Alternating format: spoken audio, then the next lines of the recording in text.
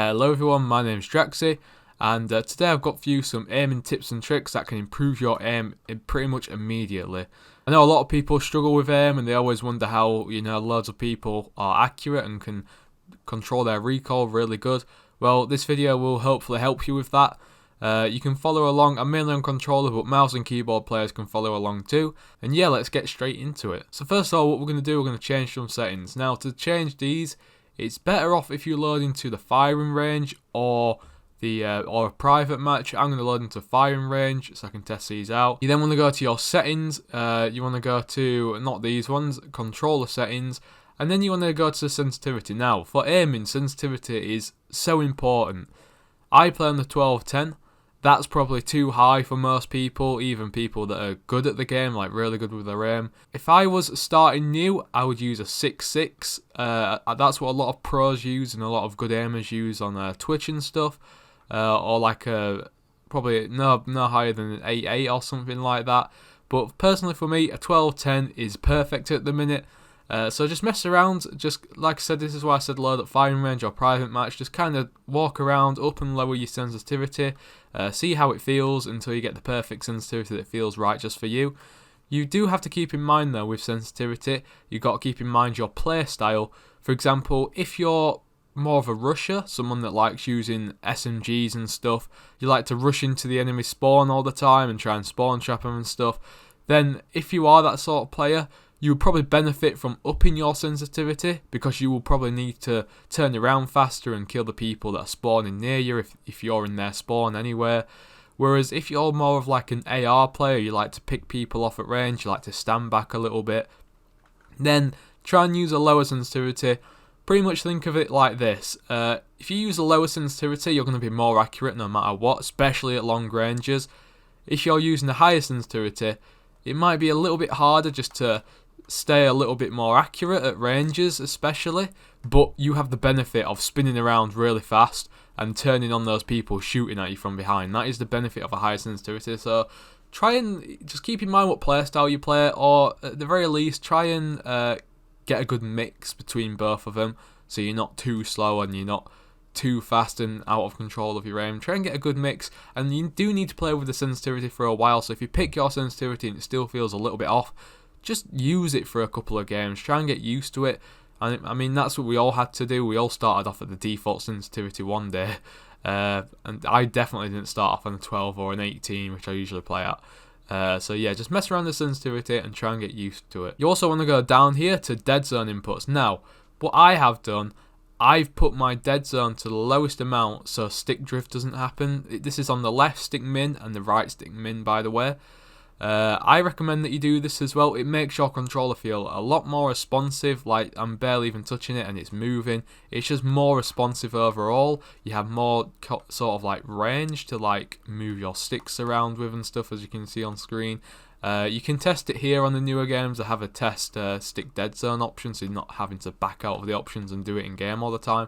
So just mess around with your left stick min and your right stick min until you're not getting stick drift. As soon as you get stick drift, up it by 1 or 2 or however many you need to until it fully stops, and then stop it at there. Luckily for me, my controller's fine, so I can do a 1-1. But, I guarantee at one point stick drift is going to happen, so I'm probably going to have to up it a little bit over time. But yeah, some people have like a 5 or like I think my last controller was a 7 I used. That was the lowest I could go, but a 1-1 at the minute is really good for me. Obviously the lower the better, but you just have to go with what your aiming's like. If you're getting stick drift, don't sacrifice the low dead zone and have to put up with stick drift because your aim's just going to be worse overall. So yeah, just the lowest until you're not getting stick drift. Now if we go over to the next tab, aiming, and then go on sensitivity multiplier, you see these, I don't really mess with these. I'm just going to be 100% honest, because I think my sensitivity is just fine. This is what I'm on about with sensitivity. It's completely up to you. It's what you're used to. I'm just used to leaving it at default. Always have, probably always will at this point. But if you are struggling, if you do like your sensitivity, but you are kind of struggling to kill people at range still, you can lower this one here that says ADS sensitivity multiplier. I wouldn't go any lower than a 0.75 or a 0.8 personally, if I do try it, or maybe a 0.7. I don't know, it's sensitivity at the end of the day, it's up to you. If a 0.7 feels good for you, this is obviously, to try this out, you have to aim in. Like, to me, that's just, yeah, I'm going nowhere with that. So I'm going to turn it up back to a 1, which I'm just used to. Yeah, that is way better, that's completely fine. I feel like I can actually move around and stuff. So yeah, mess with that if you're still struggling with your sensitivity. This is a quick one, but target aim assist, should be on by default. So if for some reason you've got this off, turn this on immediately. And then aim in advanced settings, go into there. You want to go to aim response curve type. Put this on dynamic. Standard is the default one. So put it on dynamic. It just feels, I can't explain it, faster, more responsive. It says on the description, ideal for more experienced players, fast starting movement that slows down to the aiming rate. It's a reverse S-curve mapping. Honestly, even if you're not experienced, I feel like dynamic will just do wonders for you. I feel like, honestly, it changes how the game feels. It's weird. I used to play on standard for a while in Modern Warfare 19 because I was one of those guys like, yeah, dynamic doesn't do shit. But once I changed it, I was like, oh my god, it actually kind of fucking does. So yeah, change it to dynamic immediately. After you've done all that, we're in firing range for a reason, because this is my next tip. Use the firing range. You've got it immediately. If you don't know how to get into this, when you're on your loadouts in the main menu, just press triangle or Y. It should lead you straight into the firing range. This is very useful. You can just test shooting these like little bots here. There's some at range, like there's one all the way down there. Just test shooting these, see how your sensitivity feels, see if the aim assist is feeling all good. If not, again, like I said, go back into the settings, change the settings about. This is what aiming is. You do have to mess around with quite a few settings, and you do have to play with them for quite a while. You don't just change one sensitivity setting and all of a sudden you're like, oh my god, I'm a fucking aiming beast all of a sudden. That just doesn't happen, unfortunately. Yes, you can get good at aiming quickly, don't get me wrong, but immediately, no, it's not going to happen. So just test around, shoot these bots. Does it feel good to you? I'm using settings I've used for ages, so it feels amazing to me. And then, yeah, you're all good. Now you can actually start practicing on the bots. Now I'm going to go into a few different methods on what you can do. Recoil control. So you can see if I hold my trigger down here, you know, that's good at close range. Try it at medium. It's still quite good at medium. What about this guy over here? It's kind of hard to aim at him still, but... oh, we're struggling a bit. We're struggling a bit. Why is that? Why are we struggling? Oh, because we're not controlling our recoil, that's why. So if we can't hit that guy just pulling the trigger straight down, we're definitely not going to be hitting that guy over there. So the best thing to do with this is called either tap firing, I like to call it, or a lot of people call it burst firing.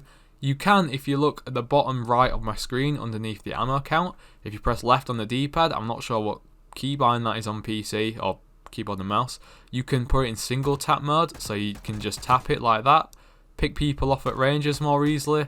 This guy's really hard because he's all the way at the back. This is like a sniper rifle's range. I'm stupid for even trying this, but there we go, still got him. So yeah, if you are struggling, put it into single tap mode. You don't have to, you can have it in fully auto and kind of like just burst fire, tap fire sort of thing like that. That still works. As you can see, we're killing that guy much quicker when we were struggling earlier. I'll try it again. I'll just go into full burst mode. Yeah, we're going all over the place there. So if you go into tap mode, so if you just go into tap mode now and try and get this guy again at range. Sorry, I didn't mean to switch weapons. 4 shots, that's all it took. And again, fully auto. That took a lot longer, so if that was a real enemy, he has a lot longer to react to us and actually kill us, or just run away in general, because you got to remember, these enemies, obviously in games, are not going to be standing around like this. Another thing as well is, I want to touch on, is hip firing and aiming in.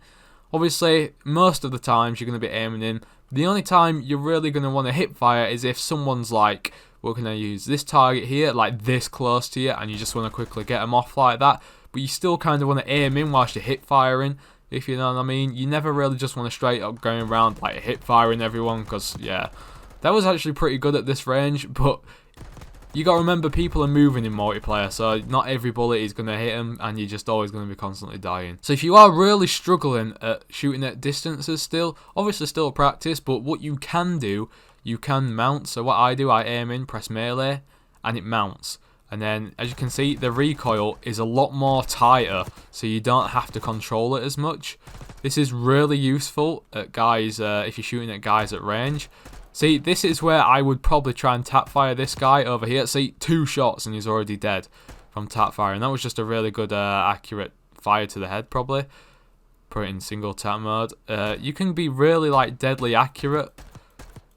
As you can see, all them bullets hit. Obviously, I'm shooting slower because you don't want to, again, even if it's in single tap, you don't just want to like tap it like that. You want to kind of control it. So as you can see, my reticle is going kind of up to the left a little bit.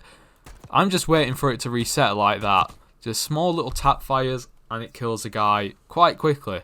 So mounting is definitely a helpful option if you're really, really struggling. Now, another thing in this game, there are recoil patterns in this game. If you press down on the D-pad twice in firing range, you get this like wall here. You can do this in private match on like a blank wall as well on the map. So what I'm going to do, I'm just going to hold down my right trigger. So that is the recoil pattern of this weapon I'm using, the XM4. So it kind of like goes to the left and then curves upwards to the right. So to control that, you want to kind of fight against that. So if I shoot this wall here, trying to fight against it, as you can see, from me controlling that, I could have done a better job, obviously, but it's more tighter, they're more together. So imagine if I was shooting at an enemy, if we're shooting there, only about 3 bullets would hit the guy, if that, 4 maybe? Nah, 3 bullets. Only 3 bullets will probably hit the guy, whereas if I'm controlling my recoil, all those bullets would probably hit the guy and he would have a higher chance of being dead. So definitely learn the recoil patterns. I'm not saying go into firing range, shoot every gun and then memorize every recoil pattern. That just doesn't really happen. But over time, especially if you're using your favourite weapon, say like the XM4 is your favourite weapon for example, you will just naturally learn the recoil pattern and you will just manage to learn to control the recoil. So definitely just, if you're really struggling with aiming with a certain gun, definitely do this, I recommend. Just shoot, just hold the trigger. Don't try to control your aim at all. Just hold the trigger down, let the weapon do its thing and see what pattern it is, and then just try and decrease that pattern by using your right stick or your mouse to tighten the spread a lot more, just make more bullets go into the same area. What I want you to do now is go into firing match, and I want you to go into private match, because we are going to be practicing against some bots. Now what you want to do first of all, you want to go to game setup and game mode and put it onto free for all. This is what I usually do anyway. And then you want to put it on I would recommend like a smallish map. A lot of maps on this game are small. I'm going to put it on Skyline. This is recorded before Nuketown is in the game. This video is probably going to be up after Nuketown comes out. So if you're watching this, choose Nuketown. I can't because it's just not in the game. But I would 100% choose Nuketown. I think Babylon's maybe too small to try this. I think Skyline at the minute is probably the best map for me. And then go into game rules. Just put the time limit to, what, 45 minutes, and then the score limit to unlimited, so you can just end the game whenever you want. You can change the match start time to 5 seconds as well, just so you spawn in that little bit quicker. Go over to team as well, and then radar always on. I put on constant, just so you can see all the bots on the map. And then go into gameplay as well, and what I like to turn off is score streaks, because you don't want random helicopters just shooting you down as you're trying this. What you want to do after that as well, you want to come over where your name is, just underneath your name where there's like a plus sign. Click on that, and then what you want to do, you want to put it on recruit, because that's the lowest difficulty this game goes to. And then you want to put it on around 11 or 12. Oh, 11's the highest. Okay, put it on 11 bots then. I said 11 or 12 because I know some Call of Duty games got higher than that. Put 11 bots on. They should all just join like that. And then just simply start the game. Okay, so we're loading into a game full of bots now. This is a really good way of practicing your aim. So if you want to do this before you start playing public matches, and you can actually just test your aim out on these bots. I've been doing this for years. I think most people have. Like, I remember the first time I did this was, I think, Black Ops 1 when combat training was a thing. Just practice your aim on them. Like, make sure everything's all snappy. Make sure you're hitting those shots right.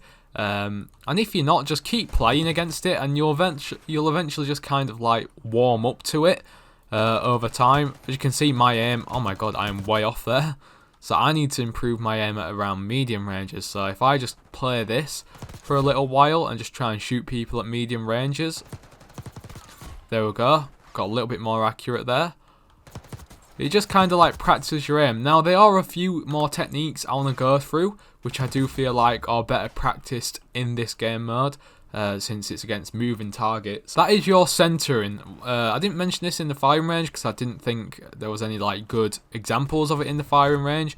But But you want to practice your centering. So what centering is, what a lot of people do, especially newer players, they kind of like aim there and then drag over to the guy, which you don't need to do. It's just, it wastes a little bit of time and it makes you more vulnerable for those few split seconds. I know it's only a few split seconds, but it's Call of Duty, every second counts.